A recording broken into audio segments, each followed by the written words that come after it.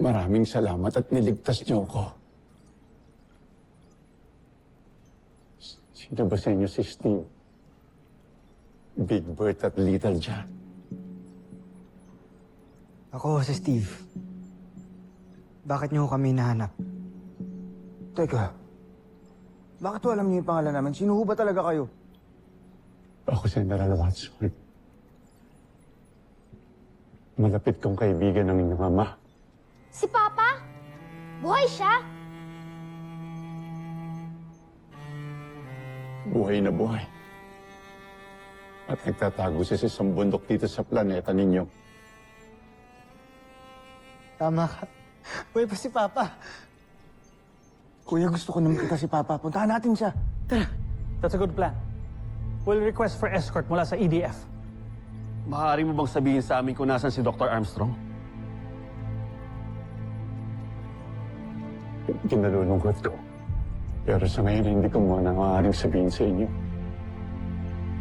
Naghahanda siya para iligtas ang aming mga kasamang rebelde laban sa Imperyo ng Busan. Yun ang hiling ng inyong ama.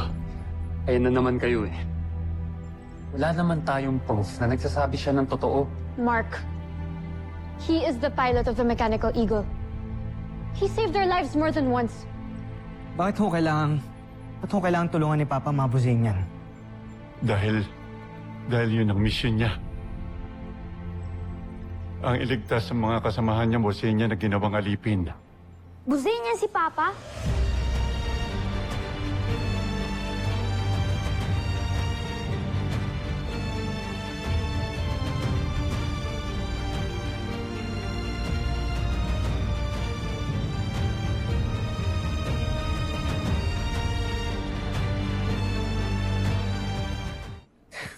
Sorry, that's impossible. Taga-Earth ho si Papa. Isa ho siyang tao, hindi ho siya Buzanian. Baka naman ho, ibang tao yung sinasabi niyo. I guess it's about time that you know the truth. Totoo ang sinasabi ni General Watson. Your father, my friend, is a Buzanian. Siya si Prinsipe Rotgar ng Buzan. Uy, paano naman nangyari yun, General? Pwede ho bang sabihin niyo na sa amin lahat? Para hindi ho kami naguguluhan. Mabuting tao ang inyong ama. Hindi niya kasalanan kung paano siya napunta dito sa inyong planeta. Nagsimula ang lahat ng pinanganak siya.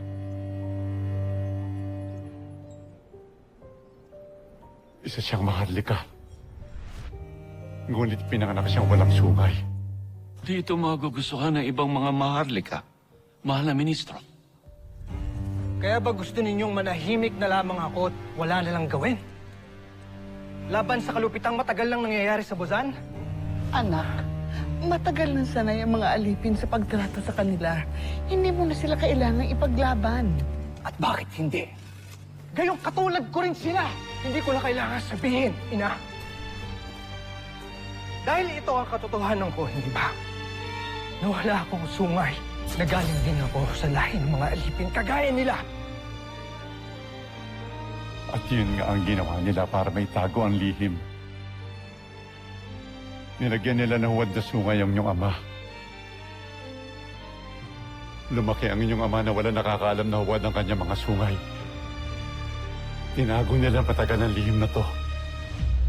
Hanggang sumbating ang pagkakataon na kailangan niya ng koronahan bilang bagong emperador ng Bosenya. Itigil ang koronasyon!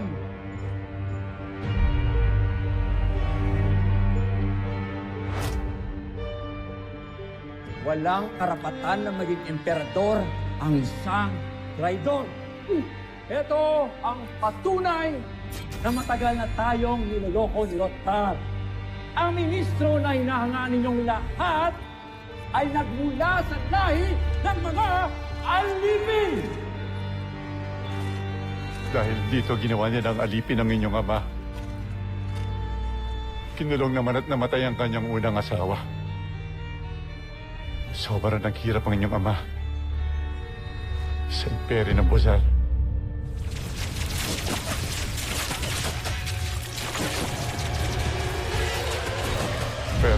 pumunta si Rodgar. At napunta siya sa inyong planeta.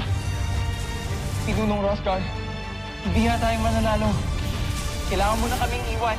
Magkakasama tayong tatakas. Ikaw ang pag-asa ng himagsikang ito.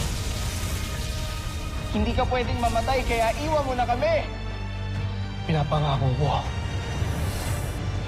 Babalik ako para palayain ang mga alipin. Sinusumpa ako.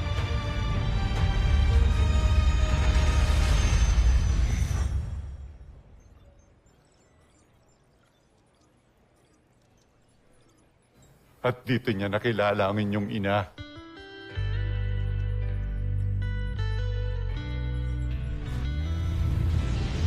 Okay ka lang ba?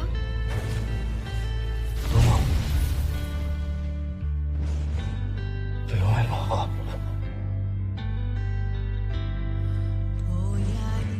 Mahal na mahal ni Rodgar ang inyong ina. At kayo nga ang naging bunga ng kanilang pagmamahalan.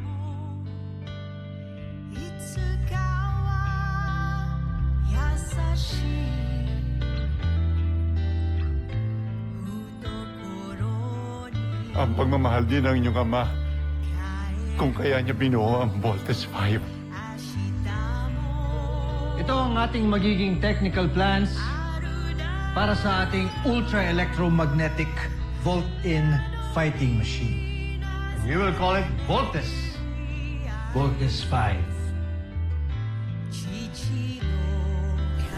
5 sasakyan ito na kapag ka nag-combine o nag-Volt-in ay makakabuo ng isang malaking fighting robot na siyang magliligtas sa planetang Earth. Para maging handa ang inyong mundo sa pananakop ng Bosenia. Your father is a man of his word.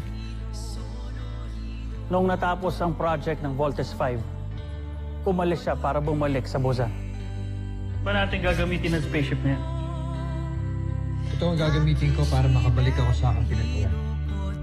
May mga pangako pa akong kailangan tuparin. Hindi na siya nakabalik dahil nakala natin na patay na siya. Kaya pala siya umalis. Tiniwan tayo. Ngayon ay alam na rin natin kung bakit mas iba tayong tatlo kaysa akin na Ate Jamie. May lahi tayong Buzanians.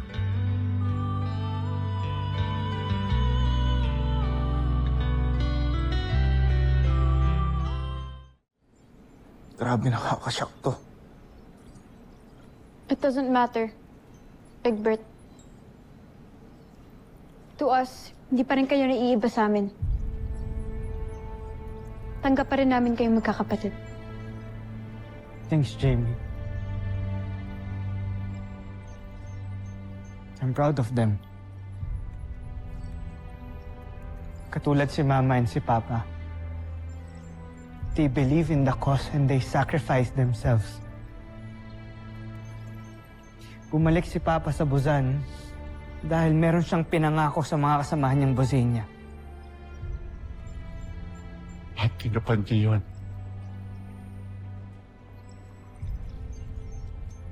Kahit alam ni Rodgar na nangangarib ang kanyang buhay, hindi siya tumigil sa pakikipaglaban.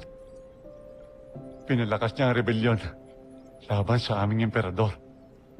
Dahil sa inyong ama, nagkaroon ng pag-asa ang mga alipin. Isang karangalan ko ang makilala at lumaban sa tabi ng inyong ama. At mapalad ako ngayon dahil nasa harapan ko ang anak ng isa sa pinakamatabang na lalaking nakilala ko. Gayon na rin ang makilala ko ang kanyang mga kasamahan. Nasa amin ang karangalan.